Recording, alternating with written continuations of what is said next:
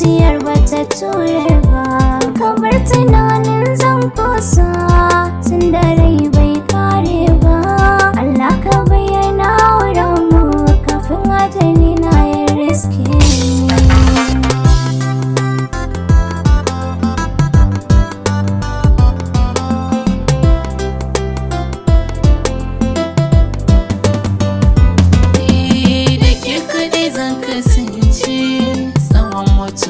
Da raina na tabbatar ka amince kwana ya kare da kauna. idanuwa sun makance ka soke na wanta kaina. Kar da ka damu masoyi ni zan bi ka zafi da sanyi.